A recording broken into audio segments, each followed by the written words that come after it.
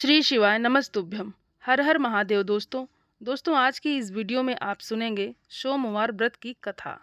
तो आइए प्रेम पूर्वक सच्ची श्रद्धा के साथ भगवान भोलेनाथ और माँ पार्वती का ध्यान करके इस कथा को सुनते हैं। एक समय की बात है, किसी नगर में एक साहूकार रहता था। उसके घर में धन की कोई कमी नहीं थी, लेकिन उसके कोई संतान नहीं थी। इस कारण से वो बहुत दुखी रहता था।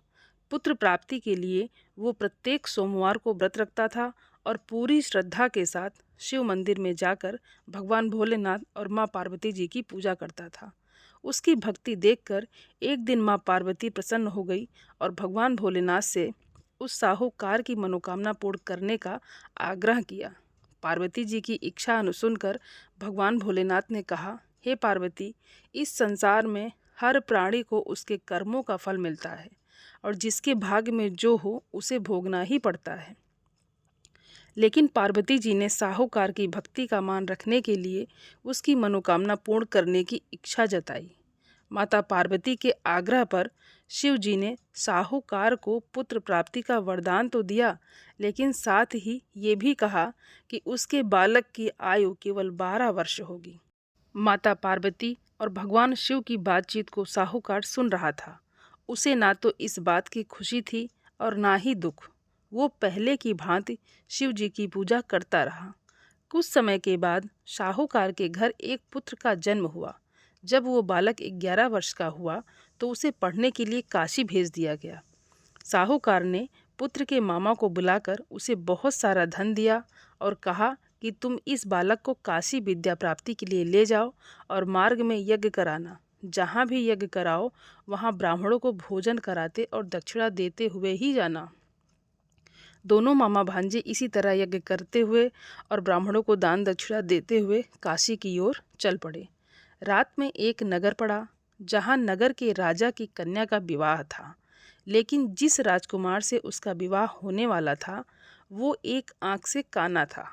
राजकुमार के पिता ने अपने पुत्र के काना होने की बात को छुपाने के लिए एक चाल सोची।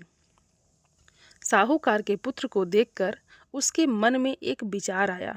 उसने सोचा, क्यों न इस लड़के को दूल्हा बनाकर राजकुमारी से विवाह करा दूं। विवाह के बाद इसको धन देकर विदा कर दूंगा और राजकुमारी को अपने नगर ले जाऊंगा। लड़के को दूल्हे के वस्त्र पहनाकर राजकुमारी से विवाह करा दिया गया, लेकिन साहूकार का पुत्र ईमानदार था। उसे ये बात न्याय संगत नहीं लगी। उसने अवसर पाकर राजकुमारी की चुन्नी के पल्ले पर लिखा कि तुम्हारा विवाह तो मेरे साथ हुआ है, लेकिन जिस राजकुमार के संग तुम्हें भेजा जाएगा वो एक आंख से काना है। मैं तो काशी पढ़ने जा रहा हूँ। जब राजकुमार ने चुन्नी पर लिखी बातें पढ़ी तो उसने अपने माता पिता को ये बात बताई। राजा ने अपनी पुत्री को विदा नहीं किया, जिससे बारात वापस चली गई। दूसरी ओर साहूकार का लड़का और उसका मामा काशी पहुँचे और वहाँ जाकर उन्होंने यज्ञ किया। जिस दिन लड़के की आयु 12 साल की थी उसी दिन यज्ञ रखा गया। लड़के ने अपने मामा से कहा कि मेरी तबीयत कुछ ठीक नहीं है। मामा ने कहा कि तुम अंदर जाकर सो जाओ। शिव जी के वरदानुसार कुछ ही देर में उस बालक के प्राण निकल गए। मृत भांजे को देख उसके मामा ने विलाप शुरू किया। संयोगवश उसी समय शिव जी और माता पार्वती उधर से जा रहे थे। पार्वती ने भगवान भोलेनाथ से कहा, स्वामी, मुझे इसके रोने के स्वर सहन नहीं हो रहा है।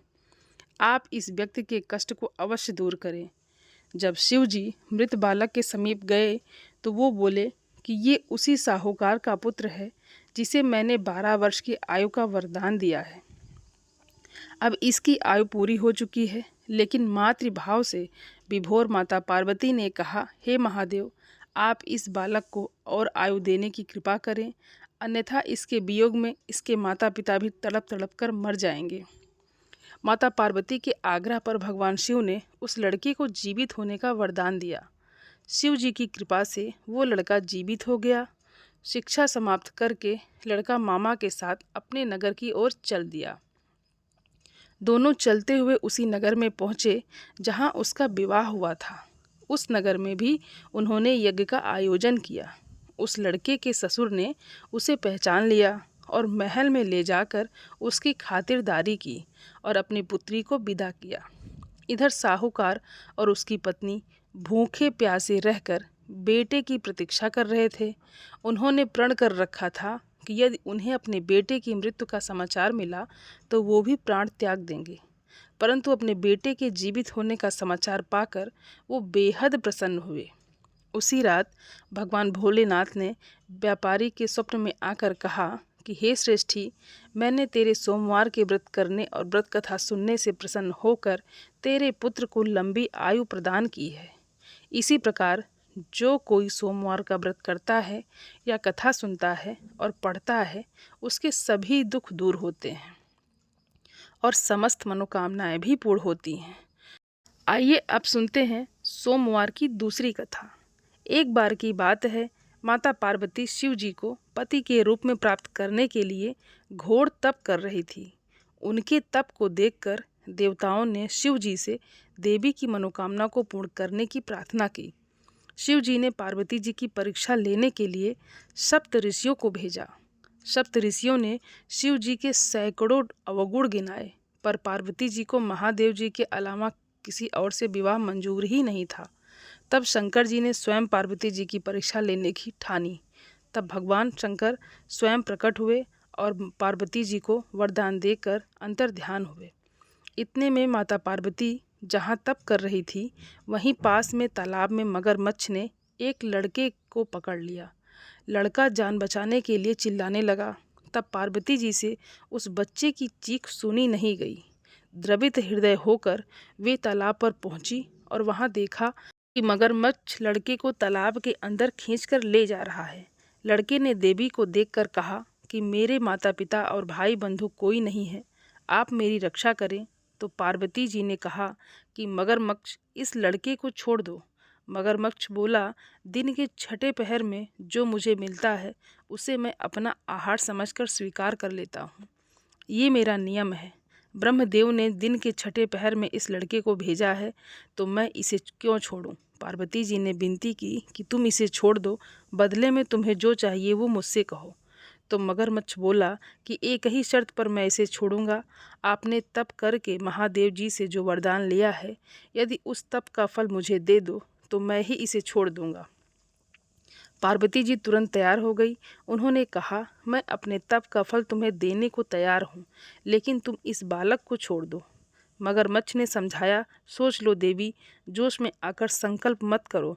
हजारों वर्षों तक जैसा तप किया है वैसा देवताओं के लिए भी संभव नहीं है। उसका सारा फल इस बालक के प्राणों के बदले चला जाएगा।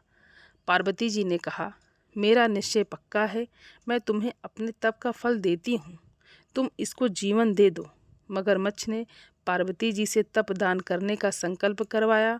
तप का दान होते ही मगरमच्छ का देह तेजी से चमकने लगा और वो बोला, हे पार्वती, ये देखो, तप के प्रभाव से मैं तेजस्वी बन गया हूँ। तुमने जीवन भर की पूंजी एक बच्चे के लिए व्यर्थ कर दी। चाहे तो अपनी भूल सुधारने का एक मौका और दे सकता हूँ तुम्हें। तब पार्वती जी ने कहा, हे ग्राह, तप तो मैं पुनः कर सकती हूँ, किंतु यदि तुम इस लड़के को निगल जाते तो इसका जीवन वापस नहीं मिल सकता था। देखते ही देखते वो लड़का अदृश्य हो गया और मगरमच्छ भी लुप्त हो गया। पार्वती जी ने विचार किया, मैंने तप तो दान कर दिया है, अब पुनः से तप आरंभ करूंगी। पार्वती जी ने फिर से तप करने का संकल्प किया। भगवान सदाशिव फिर से प्रकट होकर बोले, हे पार्वती, भला अब क्यों तप कर रही हो? तब पार्वती जी ने कहा, प्रभु, मैंने अपने तप का फल दान कर दिया है। आपको पति के रूप में पाने के संकल्प के लिए मैं फिर से वैसा ही घोर तप करके आपको प्रसन्न करूंगी। तो महादेव जी बोले, मगरमच्छ और लड़के दोनों रूपों में मैं ही था। तुम्हारा चित्त प्राणी मात्र में अपने सुख दुख का अनुभव करता है या नहीं, इसकी परीक्षा लेने के लिए मैंने ही ये लीला रची थी। अनेक रूपों में दिखने वाला मैं एक ही हूँ। मैं अनेक शरीरों से अलग निर्विकार हूँ। तुमने अपना तप मुझे ही दिया है, इसलिए अब और तप करने की कोई आवश्यकता नहीं है। देवी ने महादेव जी को प्रणाम कर प्रसन्न मन से विदा किया। प्रेम से बोलिए भगवान भोलेनाथ और माता पार्वती की जय।